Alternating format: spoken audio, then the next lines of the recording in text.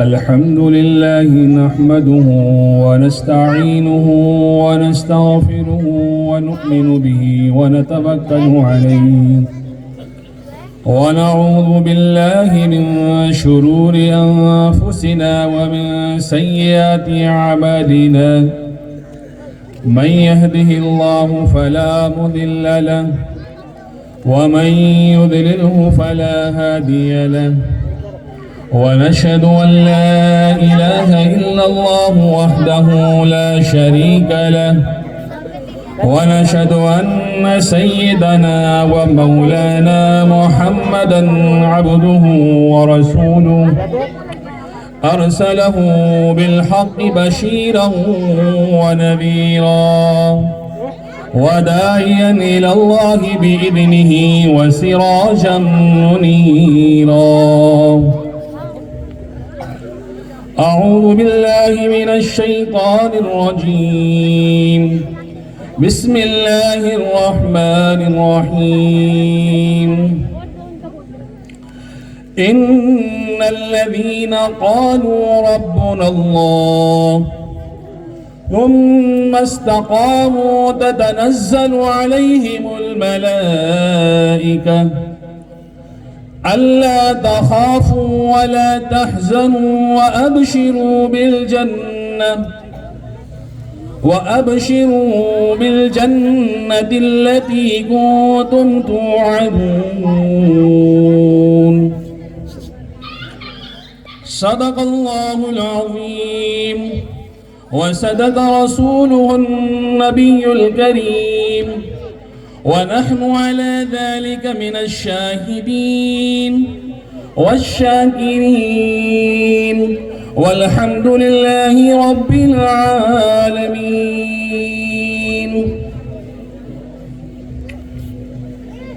ہر ابتدا سے پہلے ہر انتہا کے بعد، ہر ابتدا سے پہلے ہر انتہا کے بعد ذات نبی بلند ہے ذات خدا کے بعد. جتنے لوگ احترام کے قابل ہیں میں سب کو مانتا ہوں مگر مصطفیٰ کے بعد. ہو لاکھوں سلام اس آقا پر، ہو لاکھوں سلام اس آقا پر، دل لاکھوں جس نے جوڑ دیے، دنیا کو دیا پیغام صبح، انسانوں کے رخ موڑ دیے. اس محسن آدم نے الیاس کیا نہ دیا اس دنیا کو، دستور دیا منشور دیا، کئی راہیں دیں کئی موڑ دیے. اسٹیج پر تشریف فرما معطر مبجل حضرات علماء اور سونگج کے مدرسے کے محتمم صاحب، نائب محتمم صاحب، سونگج کے قاضی صاحب اور دیگر رفقا اور احباب اور سادی کھڑا کے باشندگان، سب سے پہلے ہم اللہ کا شکر ادا کریں کہ اللہ تبارک و تعالیٰ نے یہ موقع ہمیں عنایت فرمایا. اور ہم نے مکمل پروگرام تو نہیں دیکھا، لیکن جو دیکھا ایک بچی نے آپ علیہ السلام کی شان میں جو سیرت آپ کی بیان فرمائی، یہ واقعی مخارج اپنی جگہ پر ہیں، لیکن جس انداز میں آپ کی زلفوں کا تعلق، آپ کے تبسم کا تعلق، آپ کی آنکھوں کے تعلق سے جو قرآن سے جو تقریر کا جو انداز تھا بڑا دلکش تھا. بڑی زبردست محنت رہی مولوی صاحب کی، آپ کے عالم صاحب کی بڑی محنت ہے یہ. اور ایک بچے کو بھی دیکھا ماشاءاللہ بہت زبردست تقریر کر رہا تھا. یوں محسوس ہو رہا تھا کہ یہ بچے مکتب کے نہیں بلکہ مدارس اسلامیہ سے نکلے ہوئے ہیں. یہ واقعی بڑی محنت ہے، ان علماء کی، ان بورا نشینوں کی بڑی محنت ہے. واقعی دنیا کے اندر آپ تلاش لیں، دنیا میں آپ تلاش لیں، علماء سے زیادہ مخلص اس دنیا میں امت کے لیے کوئی نہیں ملے گا. اور یہ میں مبالغے سے نہیں کہہ رہا ہوں، بلکہ اللہ کی ذات پر توکل کر کے بالکل یہ سمجھ لیجیے دعویٰ ہے اس بات کا. دنیا میں دیکھ لیجیے آپ، ایک مزدور اگر گھر بنا رہا ہے اور 400 سے 500 روپے اس کی مزدوری ہے. وہ 10 بجے آتا ہے, 11 بجے آتا ہے اور 5 بجنے سے پہلے 50 مرتبہ گھڑی کی طرف دیکھتا ہے, اور 2 بجے لنچ کرتا ہے تو 2 بجے سے 1 بجے سے پہلے 2 بجے کی گھڑی کو دیکھتا رہتا ہے. اور جو ہی 5 بجے اس نے ہاتھ دھلے. مگر یہ علماء, یہ بوریوں پہ بیٹھنے والے, یہ چٹائیوں پر بیٹھنے والے, ہم ابھی آ رہے تھے تو ہم نے ہمارے جاباز بھائی ماشاءاللہ علماء سے بڑا تعلق رکھتے ہیں, شجال پور کے, بڑی محبت ہے ان علماء سے. جب ہم آ رہے تھے تو قاضی صاحب سے مولانا نے کہا تھا کہ قاضی صاحب سے کہ ان کی رہنمائی میں آئیں, لیکن جاباز بھائی تھوڑا جلدی میں تھے کہ اپن چلے, قاضی صاحب لیٹ ہو رہے ہیں. تو بہرحال جو بھی ہوا, میری چاہت تو یہی تھی کہ انہی کے ساتھ آیا جائے, لیکن ایسا ہوا نہیں.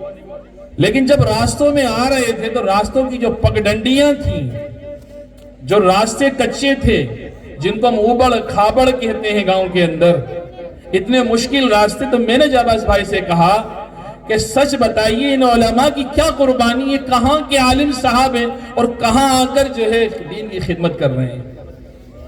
میں آپ سے پوچھوں, صحیح بتاؤ, آپ 9,000 8,000 10,000 7,000 میں اپنے گھر والوں کو چھوڑ کر, اپنی فیملی کو چھوڑ کر, اپنے والدین اور پیرنٹس کو چھوڑ کر, کیا اس طرح قربانی دے کر اس طرح مستقل خدمت انجام دے سکتے ہیں اتنی معمولی رقم کے اندر؟ نہیں دے سکتے. بتائیں دنیا میں کوئی مزدور ہو, مزدوری کا جو کلیکٹڈ ریٹ ہے نا 400 500 600, یہ تو مولوی کو ملتا ہی نہیں ہے. مولوی کو تو وہ ریٹ ملتا ہے جو آپ طے کرتے ہیں. دنیا میں مہنگائی بڑی, مہنگائی بھتے بڑھ گئی لوگوں کے, اور نہیں بڑھے تو لوگوں نے احتجاج کر دی اور تنخواہیں بڑھوا لی. کبھی مولوی نے احتجاج کیا آپ سے؟ کبھی آپ نے کہا کہ مہنگائی بڑھ ہو گئی ہے تو مہنگائی بھتہ دیا جائے؟ کن کن ناموں سے سرکاری ریکارڈ میں تنخواہیں بڑھائی جاتی ہیں, اور پرائیویٹ کمپنیوں کے اندر بھی اب تو تنخواہیں 15 سے کم ہے ہی نہیں. سوال ہی پیدا نہیں ہوتا. 400 روپے کم سے کم آپ کو سرکاری ریٹ دینا ہے. اگر مزدور قانون جانتا ہے اور جا کر شکایت کر دے کلیکٹر کے پاس, تو کمپنی والے کو تنخواہ دینا ہی پڑے گی. مرین علماء پہ قربان جائیں, انہوں نے تو چٹائیوں پر پڑھا ہے اور چٹائیوں پر پڑھا رہے ہیں. آپ کے بچوں کا نہیں, آپ کا بھی مستقبل سنوار رہے ہیں یہ. اس لیے میں بات شروع کروں اس سے پہلے یہ عرض کر دوں آپ کو کہ یقین جانیے, میں نہیں کہتا کہ آپ تنخواہ بڑھائیں مت بڑھائیں, لیکن اپنے دل پہ ہاتھ رکھ کے تو فیصلہ کریں کہ ہم انصاف کر رہے ہیں نہیں کر رہے ہیں کسی کے ساتھ. کسی کے ساتھ انصاف ہو بھی رہا ہے نہیں ہو رہا ہے. سب سے زیادہ زبردست اگر کوئی ملازمت اور کوئی خدمت ہے تو وہ امامت ہے. میں نے تو نہیں کی لیکن دیکھتا ہوں, 5 وقت پابندی سے مصلی پہ کھڑے ہو جانا کس کے بس کی بات ہے بتائیے؟ سردی ہو, گرمی ہو, بارش ہو, موسم کیسا ہو, اس امام کی طبیعت خراب ہو, اس کا سر درد کر رہا ہو, اسے بخار آ رہا ہو, نہ جانے کیا ہو رہا ہو, لیکن جب 5:15 بجے تو وقت پر حاضر, 2 بجے تو مصلی پہ موجود. آپ سو رہے ہیں, ٹھنڈی کی راتوں میں آپ سو رہے ہیں, ہائے مؤذن تیری مؤذنی پہ قربان, رسول اللہ صلی اللہ علیہ وسلم کے مؤذن ہیں یہ. آپ سب بستروں میں سو رہے ہیں, کڑکتی ہوئی سردی ہے, دانت کٹکٹا رہے ہیں, آپ کی ہمت نہیں ہو رہی کہ آپ بستر سے نکل کر کے استنجے کے لیے چلے جائیں, لیکن وہ مولوی, وہ مؤذن بار بار گھڑی دیکھ رہا ہے, بار بار گھڑی دیکھ رہا ہے. اب وقت ہوا چاہتا ہے آزان کا, اب وقت ہونے جا رہا ہے آزان کا, اور آزان کے لیے کھڑا ہو گیا, آزان دے رہا ہے فجر کی. سالوں گزر گئے اس معمول پر, بتائیے کیا دے سکتے ہیں ہم ان کو؟ میرے پاس تو ایسا کچھ ہے ہی نہیں جو بدل دیا جا سکے ان کو, سوائے اللہ کے انہیں کوئی اور بدل نہیں دے سکتا. لیکن میرے بھائی, آپ دل پر ہاتھ رکھ کے انصاف تو کریں. کیا مشکل ہے تنخواہیں بڑھانا؟ کیا مشکل ہے تنخواہیں دینا؟ بتائیے. جو قوم موبائل میں مہینے کا 300 سے 400 کا ریچارج کر سکتی ہے, جس قوم کے نوجوان مہینے میں 1200-1500 روپے کا گٹکا کھا سکتے ہیں، اگر اس کے امام کی تنخواہ اگر اس کے گٹکے سے بھی گئی ہے تو پھر سمجھ لیجئے آپ امت کو انحطاط سے اور بگڑنے سے اور گرنے سے کوئی نہیں روک سکتا، کوئی نہیں بچا سکتا۔ جس قوم کا لیڈر، امام تو لیڈر ہوتا ہے نا، سر کا تاج ہوتا ہے، اس کی حیثیت ایک مزدور کی ہمارے معاشرے میں۔ افسوس کا مقام ہے، یہ بہت افسوس کا مقام ہے۔ یہ میں دل کا درد کہہ رہا ہوں آپ سے، مجھے کسی کی پالیسی کی ضرورت نہیں ہے، یہ اپنا درد کہہ رہا ہوں آپ سے۔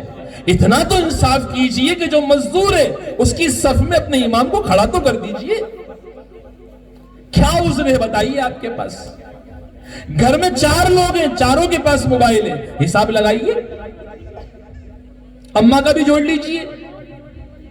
4 لوگ ہیں، 4 میں سے 2 تو کم سے کم مینیمم گٹکا کھاتے ہیں، اور کم سے کم 20 روپے کا ایک گٹکا ہے، اور تجزیہ نوجوانوں کا یہ ہے کہ کم سے کم پورے دن میں ہم 8 سے 10 گٹکے کھا جاتے ہیں۔ تو حساب نکال لیجیے مہینے کا۔ یہ تو وہ خرچ ہے جو نہ کے برابر میں آپ کا مانا جاتا ہے۔ اگر ہم خرچوں کی فہرست بتائیں تو سر پکڑ لیں گے، اتنا خرچ نوجوانوں کا فضول ہے۔ اور بات جب آئی مولوی صاحب کی، جب بات آئی مؤذن صاحب کی، صاحب کچھ ہے ہی نہیں، کہاں سے دے، محلے والے دیتے ہی نہیں ہیں۔ دینے والوں کی مثال بتاؤں آپ کو میں، دینے والے ایک ہمارے دوست ہیں، امام ہیں بھوپال میں، ایک صاحب ہیں، انہوں نے مجھے ان کا بتایا، وہ خاموشی سے آتے ہیں، مہینے میں مسافہ کرتے ہیں امام صاحب سے، 3000 روپے ہاتھ میں دے کے جاتے ہیں۔ دینے کا طریقہ تو یہ ہے، سمجھیں گے نہیں؟ خود ہی نہ چاہے تو بہانے ہزار ہیں، جب آدمی کا دل نہیں چاہتا نا تو پھر وہ بدل دیتا ہے کہ صاحب میں مسجد اس لیے نہیں آ سکا کہ بارش ہو رہی تھی، صاحب ٹھنڈی بہت لگ رہی تھی، صاحب پجامہ نہیں تھا، صاحب لنگی نہیں تھی، صاحب ٹوپی گم گئی، صاحب بچہ رو رہا تھا اس لیے۔ اور جب آدمی دل پہ یہ ٹھان لے کہ نہیں مجھے جماعت سے نماز پڑھنا ہے تو 1000 راستے بند ہوں، اس کا ایک راستہ کھل ہی جاتا ہے۔ اس لیے اپنے علماء کی قدر کیجئے۔ میں نے تو یہ محنت دیکھی آپ کی کس طریقے سے، اور چھوٹے چھوٹے بچوں کو ہینڈل کرنا، اللہ اکبر کبیرہ، یہ ان کا ہی روگ ہے۔ یہ علماء کو اللہ نے کہاں سے صبر دیا ہے؟ ایک ماں اپنے 2 بچوں کو نہیں سنبھال پاتی، ماں باپ مل کر دو بچے نہیں سنبھال پاتے، وہ کہتے ہیں اللہ کرے گرمی کی چھٹی جلدی سے ختم ہو، اسکول کھل جائیں۔ انہوں نے جان کھا رکھی ہے۔ ارے تم کب تک جان کھاؤ گے؟ جاؤ مکتب چلے جاؤ، کم سے کم مسجد میں ہی چلے جاؤ پڑھنے، ہماری جان چھوٹے۔ یہ جملے ہیں ہمارے، اور آپ کے 20-20 50-50 بچے، اگر ایک نوکر، ایک دایا گھر میں اگر عورت بچوں کو سنبھالنے کے لیے رکھے تو کم سے کم اسے 7-8 ہزار چاہیے۔ اتنے سارے بچے سنبھالتا ہے امام، بتائیے کیا ہونے والا ہے آپ کا؟ اس لیے میں عرض کر رہا ہوں، یہ میرا درد تھا، میں نے آپ سے کہا سنجیدگی سے غور کیجئے، اور جو اہل انصاف ہوتے ہیں، جو اہل درد ہوتے ہیں، وہ انصاف کی بات پر غور کرتے ہیں۔ مجھے امید ہے جو ہے سادی کھیڑا والوں سے کہ وہ اس پر غور ضرور کریں گے انشاءاللہ۔ جو آپ دیتے ہیں وہ بہتر دیتے ہیں، مجھے خاص معلوم نہیں، لیکن اور بہتر کرنے کی کوشش کریں گے انشاءاللہ، کہیں انشاءاللہ کریں گے انشاءاللہ۔ ہاں یہ بات ہوئی نا۔ دیکھیے یہ مکاتب جو ہیں اور مدارس جو ہیں، یہ امت کی ریڑھ کی ہڈی ہیں۔ یقین جانیے کہ اگر دنیا میں ان مکاتب کو ختم کر دیا جائے اور ان مدارس کو ختم کر دیا جائے، اور آپ سوچئے کہ ان بچوں کا اور نوجوانوں کا کیا حال ہوگا؟ کون پوچھے گا؟ کون بتائے گا اللہ ایک ہے؟ کون کہے گا کہ محمد صلی اللہ علیہ وسلم اللہ کے رسول اور آخری نبی ہیں؟ یہ علم ان مکتب سے آتا ہے۔ اسی لیے دنیا میں اسکول، کالجز، یونیورسٹیاں، انسٹیٹیوٹ سب نے ڈیولپ کیا، لیکن مجھے غم ہے اس امت کا کہ ان کے مکاتب ڈیولپ نہ ہو سکے۔ آج بھی اسی سطح پر اسی انداز سے پڑھا رہے ہیں۔ آپ دنیا دیکھ رہے ہیں، آپ نے اپنے گھر ڈیولپ کیے، اپنی سڑکیں بنائی، اپنے گھروں میں ماربل اور ٹائلز لگائے، آپ نے چھپر کی جگہ چھت بنا لی، آپ نے گھروں میں LED لگا لی، اور نہ جانے کیا کیا چیزیں آپ نے لگائیں۔ ایک پرانا صوفہ تھا، اسے ہٹا کر نئے صوفہ لے آئے اور قالین لے آئے، اور پانی پینے کا انداز بدل گیا۔ اب اسٹیل کی جگہ پر کانچ کے گلاس سے آپ پانی پینا پسند کرتے ہیں۔ اب آپ کھانا جو ہے چینی کے برتن میں کھانا پسند کرتے ہیں۔ اب ڈنر سیٹ آپ کے سامنے موجود ہے۔ یہ ساری تبدیلیاں آپ کے گھروں میں آئی۔ نہیں تبدیلی آئی تو مکاتب میں نہیں آئی، تبدیلی نہیں آئی تو علماء کے رویے میں نہیں آئی، تبدیلی نہیں آئی تو مسجد کے نظام میں نہیں آئی۔ اگر یہ یوں ہی نظام چلتا رہے گا، امت اسی طرح بگڑتی رہے گی، اور نوجوان ارتداد کی طرف دوڑتے رہیں گے، اور ہماری بیٹیاں ہمارے ہاتھوں سے نکلتی چلی جائیں گی۔ اس لیے آپ مجھے بتائیے، اللہ اس کے رسول سے جوڑنے والا کون سا فن ہے، کون سا علم ہے، کون سا ہنر ہے؟ آپ جائیے 1400 سال پہلے حضرت عیسیٰ نبی علیہ السلام کے بعد دنیا کے اندر ظلمت عام ہو گئی، جاہلیت عام ہو گئی، لوگ بھول گئے اللہ کیا ہوتا ہے، لوگ بھول گئے نبی کیا ہوتا ہے، وحدانیت ختم ہو گئی، انسانیت سسک رہی تھی، بلک رہی تھی، تڑپ رہی تھی، بھائی بھائی کا دشمن، ماں کے مقام کو لوگ بھول گئے، باپ کا درجہ بھول گئے، باپ کی شفقت باپ بھول گیا، بھائی اخوت اور بھائی چارگی بھول گیا، لوگوں نے بہنوں کی عصمت اور ان کی چادروں کو کھینچنا شروع کر دیا۔ ایسا دور کہ اگر پانی پر کھڑے ہو جائیں اور اگر ایک کے جانور نے دوسرے کے جانور سے پہلے پانی پلا دیا تو اپنا جانے والا وہ باپ جس کے سامنے یہ مسئلہ پیش ہوا تھا، وہ مرتے ہوئے اپنے بیٹے کو وصیت کرے کہ دیکھو فلاں قبیلے سے میری جنگ ہے، اس جنگ کو باقی رکھنا، یہاں سے بھی ہزاروں لوگ مرے، وہاں سے بھی ہزاروں لوگ مرے، صدیاں گزر گئی، جنگ چل رہی ہے، شراب عام ہوئی، جوا عام ہوا، سٹا عام ہوا، خون زمین پہ گر گیا، چاٹ لیا گیا، بہنوں کی عزت تار تار ہو گئی، بیٹیوں کو بہنوں کو جوتیاں سمجھنے جانے لگا، جو اللہ کی طرف سے بیٹیوں کا جو وقار ہونا چاہیے، جو ماں کا وقار ہونا چاہیے، جو عورتوں کا وقار اور عزت ہونا چاہیے، وہ تصور انسانیت سے ختم ہوتا چلا گیا۔ لیکن ان ساری باتوں کے باوجود ان ساری باتوں کے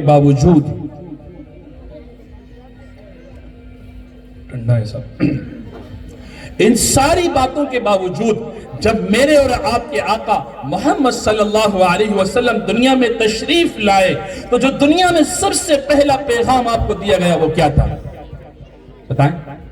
ان ساری خرابیوں میں سے اللہ چاہتے تو کہتے سب سے پہلے اے محمد عربی صلی اللہ علیہ وسلم لوگوں سے کہو کہ بھائی چارگی اختیار کریں، اے محمد صلی اللہ علیہ وسلم لوگوں سے کہو کہ شراب نہ پئیں، محمد صلی اللہ علیہ وسلم اے میرے حبیب لوگوں سے کہو کہ جوا بند کر دیں۔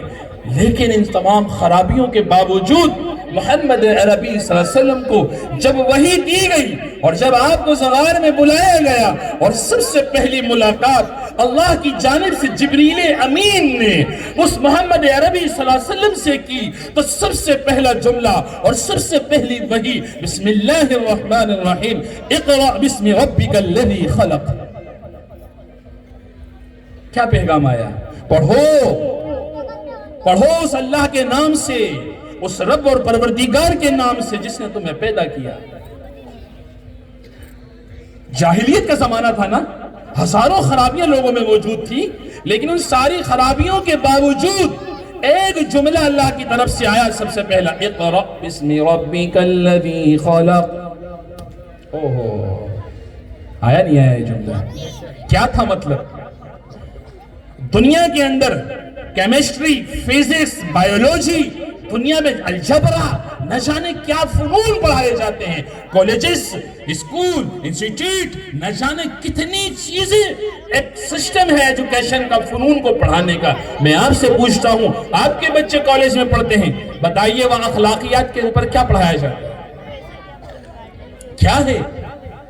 اسکول میں اخلاق کے لے کر، محبت کو لے کر کیا ایجوکیشن، کیا شکشا دی جا رہی ہے، کیا تعلیم پڑھائی جا رہی ہے؟ مجھے بتاؤ آپ کیا کسی اسکول میں یا کسی کالج میں یہ سمجھایا جاتا ہے کسی نوجوان کو کہ تم یہ جو دیکھ رہے ہو، یہ لڑکی جو سامنے کھڑی ہے یہ اللہ کی مخلوق ہے، اگر یہ غیر محرم ہے تو اس کی طرف دیکھنا حرام ہے؟ یہ کون سکھا رہا ہے؟ یہ سکھا رہا اقرأ باسم ربک الذی خلق۔ ہاں، ایک علم ہے، علم نور، علم وحی، وہ جو اللہ کی طرف سے جبریل امین کے واسطے سے محمد عربی صلی اللہ علیہ وسلم پر اترا۔ یہ سب سے پہلا پیغام تھا اس میسنجر کے ذریعے کہ تمہیں یہ بتلایا گیا کہ دنیا میں اگر ترقی چاہتے ہو، اس ضلالت سے نکلنا چاہتے ہو، اس گمراہی سے نکلنا چاہتے ہو، اس نفرت سے باہر آنا چاہتے ہو، اپنے آپ کو انسان بنانا چاہتے ہو، اپنے کو محبت کا پیکر بنانا چاہتے ہو، اگر تم اپنے آپ کے اندر، اگر عورت اپنے اندر ماں کی ممتا پیدا کرنا چاہتی ہے، اگر باپ اندر شفقت پیدا کرنا چاہتا ہے، اگر بیٹا اگر باپ کا ادب کرنا سیکھنا چاہتا ہے، تو صرف ایک ہی راستہ ہو سکتا ہے اور ایک ہی علم ہو سکتا ہے، وہ علم ہے اقرأ باسم ربک الذی خلق، وہ علم جو میرے نبی کے ذریعے ہم اور آپ تک پہنچا۔ ہاں، اس لیے اپنی مسجدوں کے اندر مکتبوں کو مضبوط کر لو، اپنے علاقے کے مدرسوں کو مضبوط کر لو، یہ ہے تو آپ ہو، یہ نہیں ہے تو آپ نہیں ہو۔ یاد رکھنا یہ بات، دنیا کے اندر کالجز، اسکول بھرمار ہے، بھرمار، اور ان کے اندر آزادی کے ساتھ فنون پڑھائے جا رہے ہیں۔ منع نہیں کرو، پڑھائیے، لیکن اگر صرف آپ نے فنون پڑھائے تو وہ دن دور نہیں کہ آپ کے بیٹے کا جوتا ہوگا اور آپ کا سر ہوگا، وہ دن دور نہیں آپ کی بیٹی کی زبان ہوگی اور آپ کے سامنے کھڑے ہو کر وہ آپ کو گالی بک رہی ہوگی۔ بتائیں، اگر ان کالجز میں اگر علم دیا جا رہا ہوتا، انسان بنایا جا رہا ہوتا، تو دنیا میں خرابیاں نہیں ہوتی۔ بڑے بڑے انجینئر، پڑھے لکھے لوگ، آپ دیکھیے بڑی بڑی چوریاں ہوتی ہیں، بینکوں میں ہو جاتی ہے، اے ٹی ایم چرا لی جاتے ہیں۔ بتاؤ کون چراتا ہے؟ آپ چوری کریں گے؟ ایک گاؤں کا کسان چوری کرے گا؟ اسے کیا معلوم کیسے ہوتا ہے؟ یہ وہی ایجوکیٹڈ لوگ کریں گے جن کی انگلیوں میں میتھ ہے، جن کی انگلیوں میں سائنس ہے، جو سارے گنت اور میتھ کو سمجھتے ہیں، کس کو کدھر لگانا ہے۔ جتنے اسکیم موبائل پر ہو رہے ہیں، جتنے فراڈ موبائل پر ہو رہے ہیں، بتائیں کون کر رہا ہے؟ پڑھے لکھے لوگ کر رہے ہیں۔ آپ کو بٹھا دیں، ہمیں بٹھا دیں، ہم کیا کریں گے بتائیے آپ؟ منٹوں میں، سیکنڈوں میں لوگوں کے اکاؤنٹ خالی ہو گئے۔ کون کر رہا ہے؟ کون کر رہا ہے بھائی؟ یہ اسکول اور کالجوں سے نکلنے والے لوگ۔ وجہ کیا ہے؟ فنون پڑھایا اچھی بات ہے، ڈاکٹر بنانا بہت اچھی بات ہے، انجینئر بنانا بہت اچھی بات ہے، دنیا پڑھائیے، انجینئر بنائیے، جو آپ کو بنانا ہے بنائیے، لیکن خالص اگر آپ نے وہ بنایا تو پھر تمہاری اولاد کو ارتداد سے، کفر سے کوئی بچا نہیں سکتا، اور دنیا کے اندر آپ کے ادب و احترام کو کوئی لا نہیں سکتا۔ اس لیے ضرورت ہے علم نبوت کے ساتھ جوڑ دیجئے بچوں کو۔ اس لیے میں ماؤں سے کہتا ہوں، اپنے بچوں کی تربیت کیجئے، اپنا نظام بنائیے، اور مکاتب کی تعلیم کو ضروری سمجھیے، فرض سمجھیے، اور اس کے اندر جو ضرورتیں ہیں ان ضرورتوں کو پورا کرنے کے لیے اپنے مولوی صاحب سے پوچھئے۔ نہیں، ضرورت نہیں ہے، مولوی صاحب سے پوچھئے کیا کر سکتے ہیں۔ آپ مت کہیے کہ مولوی صاحب یہ کر لیجئے، آپ مولوی صاحب سے کہیے مولوی صاحب بتائیے ہمیں کیا کرنا ہے، کس طریقے سے ہم اپنے بچوں کو آگے لے جا سکتے ہیں۔ اب گھروں کا ماحول تو وہ نہیں رہا جو ہونا چاہیے اور جس طریقے سے ڈیولپ ہونا چاہیے۔ اب رہ کیا گیا ذریعہ ہمارے پاس؟ صرف مکتب رہ گیا، مولوی صاحب رہ گئے، عالم صاحب رہ گئے۔ کسی بھی صورت میں اپنے بچوں کو ہر حال میں، جس طرح آپ اسکول بھیجنا ضروری سمجھتے ہیں، مکتب میں بچے کو بھیجنا ضروری سمجھتے ہیں، ورنہ وہ دن نہیں دور کہ جب آپ اپنے بچوں کو ترستی کی نگاہوں سے دیکھتے رہیں گے۔ ہم نے وہ مائیں دیکھی ہیں، ایک ماں آئی میرے پاس کہ حضرت کچھ بھی کریے میرے بچے کو بچا لیجئے، میرا ایک ہی بچہ ہے، برباد ہو گیا، دم کر دیجئے، بھلا کر دیجئے، یہ کر دیجئے۔ ایک کہہ لیں گے ایک بچہ ہے، میں نے کہا ایک بچہ ہے، اس کو آپ نہیں سنبھال سکے، ہاتھ سے نکل گیا۔ کہہ لیں مولوی صاحب پوری رات دروازہ بند کر کے اندر نہ جانے کیا کرتا ہے۔ باپ کہتا مارنے سے ڈر لگتا ہے، کیسے ماروں، جوان ہو گیا، کندھے سے کندھے ملا کے چلتا ہے۔ کچھ کہا تو زبان آپ نے ایک لفظ بولا، اولاد 3 لفظ آپ کو پکڑاتی ہے، ریٹرن دیتی ہے، ریٹرن ملنا ہے آپ کو۔ اور میں تو اس بات پر بہت دکھی ہوں کہ کیسی بے حسی میرے اور آپ کے اندر موجود ہے۔ ہمارے یہاں لباس، اللہ اکبر کبیرہ، ماں کے سامنے بیٹی، باپ کے سامنے بیٹی لباس پہن رہی ہے، وہ لباس جو لڑکا پہنتا ہے وہ آپ نے لڑکی کو پہنایا ہوا ہے۔ کہاں گئی غیرت آپ کی؟ کیا ضمیر مر گیا آپ کا؟ وہ لباس جس میں بچی کے ایک ایک عضو دکھ رہے ہیں، مجھے معاف کریے، مجھے کھل کے کہنے دیجئے، اور آپ بیٹھے ہوئے صوفے پر آپ کی بیٹی نے جنس پہنی ہوئی ہے۔ کیسا بے غیرت باپ ہے جس بیٹی کو حیا سکھانے کی، جس کے سر پہ دوپٹہ دینا تھا، اس کو آپ نے جنس ٹی شرٹ دے دیا۔ بیٹی جھکتی ہے تو یہاں سے ٹی شرٹ کھلتی ہے۔ ارے باپ تیری غیرت! ہمارے بزرگ تھے، کیا غیرت مند تھے کہ اتنا عورتیں اتنا ان کے سامنے گھونگھٹ کر کے آتی۔ یہ کون سی صدی آئی ہے، باپ سامنے بیٹا ہوا، بیٹی کے کو اسکرٹ پہنائی ہوئی ہے اتنی اونچی۔ حیا مر گئی آپ کی؟ گاڑی پر چل رہے ہیں، بیٹی پیچھے بیٹھی ہے، اس کا اسکرٹ اتنا سا ہے، اس کا جنس اتنا سا ہے، پیچھے سے گاڑی والا چلا رہا اور گاڑی سے دیکھ رہا ہے۔ وہ کیا عزتیں نہیں لٹیں گی؟ میں ماؤں سے بھی کہتا ہوں، میرے نبی کی وہ حدیث یاد آتی ہے مشکات کی کہ کپڑے تو پہننے والی ہوں گی برعاریات، مگر وہ ننگی ہوں گی۔ اس زمانے میں تو سمجھ میں نہیں آتا تھا، لیکن جب زمانہ بدلا اور زمانے نے پلٹی لی تو اب اللہ اکبر کبیرہ، نہ لڑکے میں فرق نہ لڑکی میں فرق۔ اور پھر کہتے ہیں صاحب عزت لٹ گئی، صاحب بچی چلی گئی، صاحب بچہ ہاتھ میں نہیں رہا۔ ارے خدا کے بندو، کیا آپ نے اور میں نے آنکھوں پہ پٹی باندھ رکھی ہے؟ ہمیں سجائی نہیں دیتا کیا پہنانا ہے؟ اس کو بچپن سے اس کے سر پہ اگر آپ ردہ ڈالتے، اس کے سر پہ روپٹہ ڈالتے، اسے سمجھاتے بیٹی تو فاطمہ کی بیٹی ہے، بیٹی تو آمنہ کی بیٹی ہے، تو حضرت خدیجہ کی بیٹی ہے، تو اسے معلوم ہوتا نا کہ یہ کیا چیز ہوتی ہے۔ اس کی غیرت کو، اس کی عزت کو آپ نے لپیٹ کر کے بالاتار کر دیا۔ یاد رکھو، پیسے سے آپ زیور تو خرید سکتے ہو، حیا نہیں خرید سکتے۔ پیسے سے کپڑا تو خرید سکتے ہو، غیرت نہیں خرید سکتے۔ پیسے سے آپ گدے تو خرید سکتے ہو، نیند نہیں خرید سکتے۔ آپ پیسوں سے ایئر کنڈیشن گھر تو بنا سکتے ہو، لیکن سکون نہیں حاصل کر سکتے۔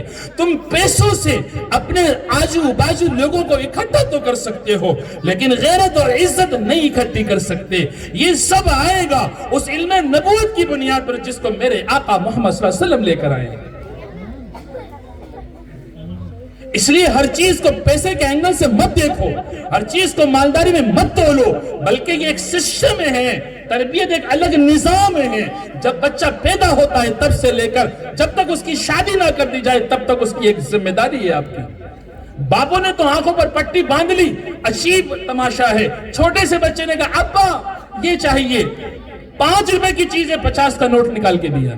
یہ بچپن آپ گزار رہے ہو، میں آنکھوں کی دیکھوں کی بات بتا رہا ہوں۔ بیٹی نے کہا ابا یہ چاہیے، 2000 کا ہے، ہاں ٹھیک ہے بیٹا 2500 میں لے لو۔ کیا پہنا رہے ہو؟ کپڑا پہنا رہے ہو یا بچی کو ننگا کر رہے ہو؟ کیا شعور ہے آپ کے پاس میں؟ دکان پہ کھڑے ہیں، بچے نے ضد کی، جو سامنے زہر تھا وہی لے کر کے، وہی پاپ کارن اور خدا جانے کیا کیا کھلا کے وہی دے دیا، لے بیٹا کھا۔ کیا زندگی گزار رہے ہیں؟ کیا ہم اپنے بچوں کو کھلا رہے ہیں؟ نہیں معلوم۔ کیا بچے پی رہے ہیں؟ نہیں معلوم۔ بچے کیا پہن رہے ہیں؟ نہیں معلوم۔ پھر کیا معلوم؟ میں گدھا ہوں اور دنیا کا گدھا ہوں، مجھے تو صبح سے اٹھ کر گدھے کی طرح دوڑ لگانا ہے اور شام کو گھر آ کے پھر گدھے کی طرح پڑ جانا ہے، مجھے دنیا ہائے دنیا ہائے دنیا کرنا ہے، بس یہ ہے۔ سچ بتاؤ ایسا ہے یا نہیں ہے؟ ایسا ہے یا نہیں ہے؟ اور پھر تم 20 سال کے بعد اس بچے سے جو تمہارے کندھے پر کے برابر آ جائے اور تمہارا جوتا اس کے پیر میں آ جائے، پھر آپ مولوی صاحب سے کہو مولوی صاحب ایک تعویذ دے دو، بچہ سنتا نہیں ہے۔ بتائیے کہاں سے سن لے گا؟ تم 20 سال میں اس کو اس لائق نہ بنا سکے وہ تمہاری بات سنے، آج مولوی صاحب کا ایک تعویذ یا ایک دم اسے کیسے بنا دے گا کہ وہ آپ کی سن لے؟ ناممکن بات ہے۔ بلکہ آگے بڑھ کے میں کہوں ادب و احترام سے کہ تعویذ نہیں بلکہ مولوی صاحب کو گلے میں لٹکا دیا جائے تو وہ تمہاری نہیں سن سکتا۔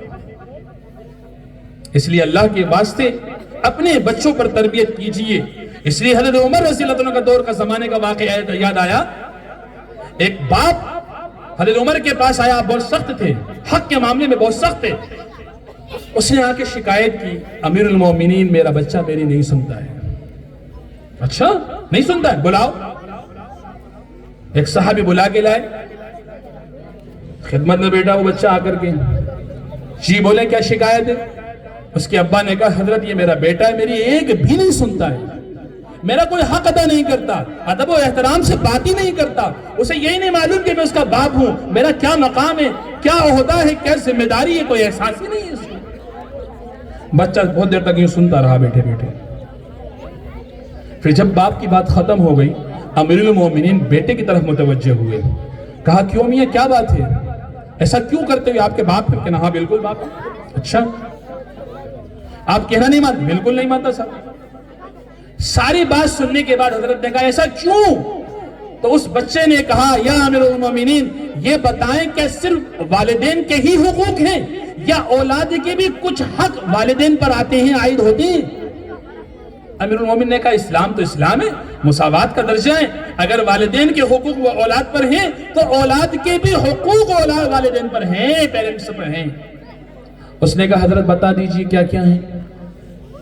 تو حضرت نے چند حقوق گنوائے اسلام کی روشنی میں, شریعت کی روشنی. کہا سب سے پہلا حق یہ ہے کہ جب آدمی شادی کرے تو سب سے پہلے وہ یہ دیکھے کہ لڑکی دیندار ہے یا نہیں ہے. سب سے پہلا اولاد کا حق, سب سے پہلا اولاد کا حق. اب تو کیا دیکھتے ہیں معلوم ہے, جیسے حدیث میں ہے نا کہ لوگ شادی کرتے ہیں ولی جمالہی ولی مالہی ولی نسبہی ولی حسبہی, اس لیے شادی کرتے ہیں. بچے سے پوچھو خوبصورت چاہیے, چاند کا ٹکڑا چاہیے. ابا سے پوچھو سسر برابر کا چاہیے, بالکل سمدھی, جتنا مالدار میں ہوں 20 بیگہ زمین میرے پاس ہے, تو کم سے کم اس کے بعد 21 بیگہ یا 18 بیگہ زمین تو ہونا ہی چاہیے. کیا دیکھا؟ خوب پیسہ دیکھ رہے ہیں. بیٹی ارے وہ سب ہم سدھار لیں گے. کیسے سدھار لو گے؟ تم اپنے آپ کو نہ سدھار سکے تم اس بچی کو سدھار لو گے. یہ بنیاد ہے, اور اسلام کی طریقے سے ہٹ کر آپ جس چیز کو بھی بنیاد بنائیں گے وہ فساد کا ذریعہ بنے گی. لکھ کے لے جاؤ. اسلام نے بتلایا کہ سب سے بہتر رشتہ کرنے کا طریقہ والدین ہی ہے. ہاں اگر کہیں رشتہ ڈالنا ہے تو دیندار دیکھو. ایک بات. دوسرا, لڑکی شادی مطلب بیوی جو لائی جائے وہ نیک لائی جائے, دیندار لائی جائے. ایک بات. دوسری بات, جب وہ پیدا ہو جائے تو اس کا نام اچھا رکھا جائے. اب تو نام کا پیٹنٹ ہی الگ ہو گیا, کیا پوچھیں آپ سے. اور تیسری بات جو حضرت عمر رضی اللہ عنہ نے کہی کہ اس اولاد کی صحیح دینی تربیت کی جائے. ہاں یہ فرض ہے جناب, فرض ذمہ داری ہے آپ کی, دینی تربیت کی جائے. اور چوتھا, جب وہ اس لائق ہو جائے, بالغ ہو جائے, شادی کے قابل ہو جائے تو اچھی لڑکی دیکھ کر شادی کر دی جائے. اس بیٹے نے کہا یا امیر المومنین معافی چاہوں گا, میرے باپ نے جب شادی کی تو ایک ایسی ہی مطلب بے راہ عورت سے شادی کر لی جو دیندار نہیں تھی. اور جب میں پیدا ہوا تو میرا نام جول رکھا. جول کا مطلب ہوتا ہے گوبریلا کیڑا, یعنی گوبر والا کیڑا جو گوبر میں پیدا ہوتا ہے اور بارشوں میں دکھتا ہے اکثر وہ, اور وہ گوبر کو جو ہے اندر سراخ زمین میں کرتا ہے, وہاں سے مٹی نکالتا ہے اور گوبر کو اندر لے جاتا ہے. میرا نام جول رکھا. اور تعلیم کی بات, تو مجھے تعلیم کا تا بھی پتہ نہیں ہے. اب مجھے یہ بتائیے کہ کیسے میں حق ادا کروں. آپ نے کہا چل تو بھاگ یہاں سے. اب میں آپ سے پوچھتا ہوں کہ یہ جو تعلیم کا مسئلہ ہے, مجھے بتائیے آپ کا اور میرا گھر میں کیا معیار ہے, بتائیے. میں کھانے کی فکر کر رہا ہوں, میں بچے کے کپڑے کی فکر کر رہا ہوں, میں بچے کے بستر کی فکر کر رہا ہوں, میں بچے کے اسکول جانے اور اس کے بس کی فکر کر رہا ہوں, اس کے چاکلیٹ کی فکر کر رہا ہوں, دنیا کے دنفن کھانے کی فکر کر رہا ہوں, عید آئی تو اس کے تہوار کی فکر کر رہا ہوں, اسے نانی کے جانا ہے تو جوتے دلوانے کی فکر کر رہا ہوں, اس کی ہر چیز کی ضرورت کی فکر کر رہا ہوں جو دنیا سے ریلیٹڈ ہے. لیکن دین کی ضرورت کی فکر کس نے کی, بتائیے آپ, سچ بتائیے آپ. یہ اس پر ماں نے اور باپ نے کیا سوچا؟ جب ہم اس طریقے سے اپنی اولاد کو چھوڑ دیں گے تو پھر ہمارے پاس نتائج نہیں نکلیں گے. اور نتائج دیکھنا ہے تو سلطان ٹیپو رحمت اللہ علیہ کو دیکھو کہ جس نے سرنگا پٹم کے اندر جب جنرل حارث نے صاحب کے سینے پر کھڑے ہو کر یہ کہا کہ اب ہندوستان ہمارا ہے، تو سلطان ٹیپو نے ایک جملہ اپنے وزیر خاص حبیب اللہ سے کہا تھا کہ 100 سال کی جب اس نے کہا نا، حبیب اللہ نے سلطان ٹیپو رحمت اللہ علیہ سے کہا کہ حضرت اب انگریزوں نے آپ کو گھیر لیا ہے، اب آپ اپنی دونوں شہزادیوں کو اور دونوں شہزادوں کو لے کر یہاں سے تشریف لے جائیے، مسئلہ بہت مشکل ہو گیا، آپ اندر کے راستے سے نکل جائیے. کیا جملہ تھا تاریخ میں کہ 100 سال کی گیدڑ کی زندگی سے ایک دن شیر کی زندگی بہتر ہے. یہ کہاں سے آیا سلطان ٹیپو؟ ایک عالم دین تھے، بڑی زبانوں کے ماہر تھے. لکھا ہے مورخین نے اب کتابوں کے اندر کہ سلطان ٹیپو کی ماں نے کبھی بھی انہیں بغیر وضو کے دودھ نہ پلایا. ہاں، اور آگے دیکھیے آپ، کابل کے ایک بادشاہ تھے دوست محمد خان. انہوں نے اپنے بیٹے کو جنگ پر بھیجا دشمن کے مقابلے کے لیے. خبر آئی کہ شہزادہ جنگ سے پیٹ پھیر کے بھاگ گیا. اس نے آ کر کے اپنی بیوی کو کہا، کیا تمہارا بیٹا کیسا بزدل نکلا، میری ناک کٹوا دی، میرا یہ کروا دیا، میری بے عزتی کروا دی. بیوی کہنے لگی، نہیں، میرا بیٹا پیٹ پھیر کے بھگا ہی نہیں. بادشاہ کہتا ہے عجیب خاتون ہے یہ، جو خفیہ ایجنسی ہے وہ خبر دے رہی ہے کہ میرا بیٹا پیٹ پھیر کے بھاگ چکا ہے اور شکست ہو گئی اس کو، اور یہ اپنی ڈل رہی مرغے کی ایک ٹانگ. نہیں، وہ تو ایسا ہی ہوگا. بات سمجھ میں نہیں آئی. باپ کہتا رہا بادشاہ کہ نہیں، وہ پیٹ پھیر کے بھاگ گیا. ماں کہتی رہی، نہیں، ایسا ہو ہی نہیں سکتا. 3 دن 4 دن گزرے، فوراً خفیہ ایجنسی نے خبر دی آ کر کہ جو خبر پہلے تھی وہ غلط ہے بادشاہ سلامت. اصل میں آپ کا بیٹا بھاگا ہی نہیں بلکہ اس نے دشمنوں کے دانت کھٹے کر دیے. وہ بھاگا گھر میں آیا بھٹاک سے، دوڑ کر کے اپنے بیوی کے پاس. کہنے مجھے یہ بتاؤ کہ خفیہ ایجنسی بتا رہی ہے کہ وہ پیٹ پھیر کے بھاگ گیا، لیکن آپ ہیں کہ اس بات پر مصر کہ نہیں، وہ ہو ہی نہیں سکتا، پیٹ پھیر کے بھاگ ہی نہیں سکتا. کیا راز ہے؟ اس نے کہا نہیں، راز تو نہیں بتاؤں گی. لیکن شوہر تو شوہر ہوتا ہے بہرحال، اور بادشاہ اوپر سے. اس نے کہا نہیں، بتانا تو پڑے گا. اس نے کہا سنو پھر، جس دن سے آپ کا بیٹا، مائیں سنیں، خاص طور سے بہنیں سنیں، جس دن سے آپ کی اولاد میرے رحم میں آئی، اللہ نے مجھے یہ اولاد میرے پیٹ میں دی، اس دن سے میں نے یہ وعدہ کیا اللہ سے کہ میں حرام نہیں کھاؤں گی. اس دن سے یہ وعدہ کیا اللہ سے کہ حرام نہیں کھاؤں گی، اور اس دن سے آج تک میں نے حرام نہیں کھایا. اور جب یہ دنیا میں پیدا ہوا تو میں نے یہ وعدہ کیا اللہ سے کہ اس کو جب بھی دودھ پلاؤں گی وضو کر کے پلاؤں گی. اب مجھے یہ بتاؤ، جس کو میں نے نہ حرام پہلے کھلایا ہو جب وہ میرے پیٹ میں تھا، اور نہ جب حرام کھلایا جب وہ دنیا میں آ گیا، تو مجھے بتاؤ وہ آدمی جو حلال کھائے وہ پیٹ کیسے پھیر سکتا ہے؟ ایسی اولادیں پیدا ہوں گی جب ہم توجہ دیں گے. میں آپ سے کہتا ہوں اللہ کے واسطے بہت درخواست کرتا ہوں، 2 پیسے کم کماؤ. یہ زمانہ وہ نہیں ہے، آنکھیں بند ہوں گی، دنیا کا تماشا ختم ہو جائے گا.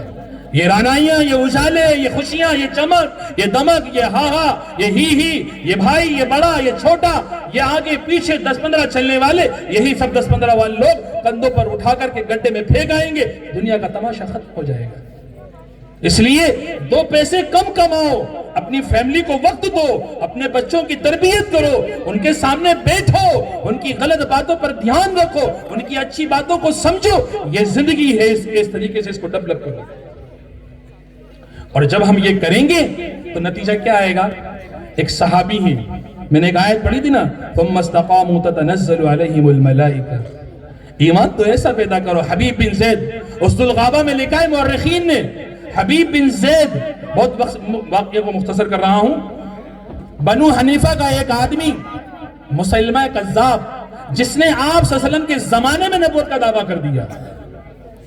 تاریخ لمبی ہے، سن 9 ہجری کا واقعہ ہے، میں صرف شارٹ میں کر رہا ہوں وقت کی وجہ سے. اس نے جب یہ دعویٰ کیا، نبوت کا جب یہ دعویٰ کیا اس نے، تو اللہ کے رسول صلی اللہ علیہ وسلم نے خط لے کر اس کو وہاں بھیجا کہ جاؤ اور اسے یہ پیغام دو کہ محمد رسول اللہ یہ صلی اللہ علیہ وسلم یہ اللہ کے رسول ہیں اور ان کے بعد کوئی نبی نہیں ہے، اور دنیا میں جتنے بھی نبی آئیں گے آپ صلی اللہ علیہ وسلم کے بعد سب جھوٹے نبی ہیں، آپ صلی اللہ علیہ وسلم نبی ہیں اور خاتم النبیین ہیں۔ بہرحال حبیب بن زید وہاں پہنچے اور مسیلمہ کذاب کو وہ خط دیا، اس نے پڑھا تو اس نے فوراً اپنے فوجیوں سے کہا حبیب کو بیڑیوں میں جکڑ لو۔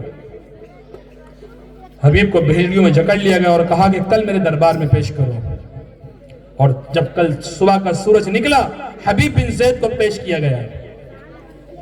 حبیب بن زید ایسے بیڑیوں میں جکڑے ہوئے ہیں اور مسیلمہ کذاب کے سامنے پیش کیا گیا۔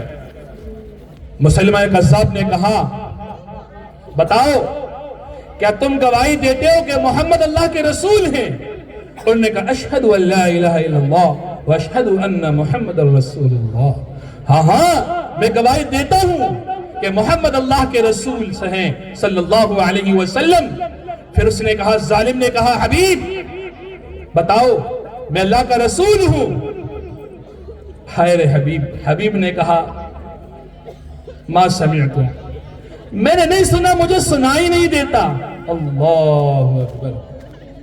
مسیلمہ کذاب جلال میں آ گیا، غصے میں آ گیا، اس نے جلاد سے کہا حبیب کا ایک ہاتھ کاٹ دو، حبیب کا ایک بازو کاٹ دیا گیا۔ پھر دوبارہ اس نے کہا کیا کہتے ہو گواہی دیتے ہو کہ محمد اللہ کے رسول ہیں؟ اوہو حبیب لاکھوں جان تجھ پہ قربان۔ حبیب نے کہا ہاں محمد اللہ کے رسول ہیں۔ پھر اس نے کہا حبیب کیا گواہی دیتے ہو کہ میں اللہ کا رسول ہوں؟ تو انہوں نے کہا مجھے سنائی نہیں دیتا۔ پھر حکم ہوا کہ جلاد سے کہا گیا دوسرا ہاتھ کاٹ دو، دوسرا ہاتھ حبیب کا کاٹ دیا گیا۔ پھر پوچھا حبیب سے بتاؤ محمد اللہ کے رسول ہیں صلی اللہ علیہ وسلم؟ کہاں ہیں؟ تو پھر کہ میرے بارے میں تمہارا کیا خیال ہے؟ تو حبیب نے کہا مجھے سنائی نہیں دیتا۔ اس طریقے سے حبیب کے ٹکڑے ہوتے رہے، چھوٹے چھوٹے ٹکڑے ہوتے رہے، اور حبیب کا آدھا دھڑ آدھا جسم محمد ربی صلی اللہ علیہ وسلم کی گواہی دیتا رہا۔ یہ اس ماں ام عمارہ کی تربیت تھی، اور رسول اللہ صلی اللہ علیہ وسلم کے مکتب سے یہ علم حاصل کیا تھا، یہ تربیت حاصل کی تھی کہ نظریہ یہ ہے کہ محمد صلی اللہ علیہ وسلم کے سوا کوئی نبی نہیں، آخری نبی آپ ہیں، اب آپ کے بعد کوئی نبی نہیں آئے گا۔ تو حبیب نے اس نظریے پر جان دے دی۔ یہ پختگی ایمان کی اپنے بچوں میں ایسی پختگی پیدا ہوگی تب جب آپ مکاتب میں پڑھائیں گے، ان کی تربیت کریں گے، انہیں عقائد پڑھائیں گے، یہ سب چیزیں سکھائیں گے۔